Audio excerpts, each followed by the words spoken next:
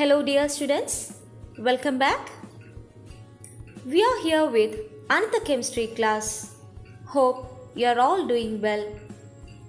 Do you remember what we have learned in the last class? Yes, about salt. Have you completed the textbook exercises? Good. If not, it should be done as soon. Okay? Today we are going to study about how to write the chemical formula of salt. You have already learned how to write the chemical formula of a compound using valency, haven't you? So let's start our class with certain rules for writing the chemical formula of salt. Here we go. Dear children, we learned that salt are ionic compounds composed of cations and anions.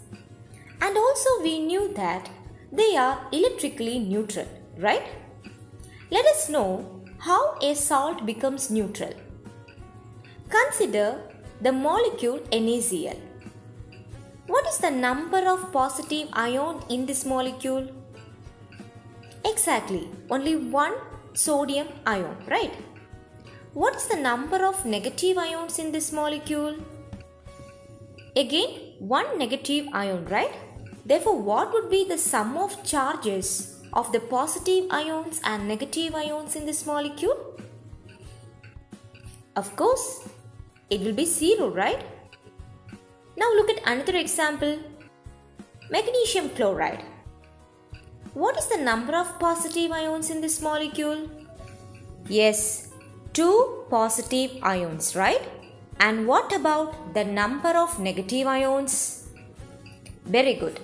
2 negative ions. If so, what would be the sum of charge of the positive ions and negative ions? Exactly, it will be 0, right? From these examples, we saw that the sum of the charge of the positive ions and negative ions in a salt is 0. That is why the salt are said to be electrically neutral. Got it? There are certain rules for writing the chemical formulae of salt. Let's see what they are. Rule 1. While writing the chemical formula, first we should write the symbol of the positive ion and then the symbol of the negative ion. Rule 2. Write the numbers indicating the charge of each ion as subscripts after interchanging them.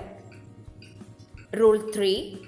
Simplify the subscripts and write them in the smallest whole number ratio. Now let's analyze these rules through some examples. Consider the positive ion Mg2 plus and the negative ion CO3 2 minus. As per the rule we discussed, we should write the symbol of the positive ion first and then the symbol of the negative ion. Okay, so what was the second rule? Yes, we should indicate the number of charge of each ion as subscripts. For ions with multiple atoms, we need to use bracket. So don't forget to put the bracket for the ions with multiple atoms. Let's interchange these ions. What will we get? Yes, Mg2 CO3 twice.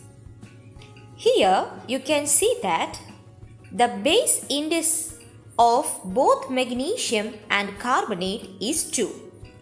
So that we can divide each base index by the common factor. So how will you rewrite the above?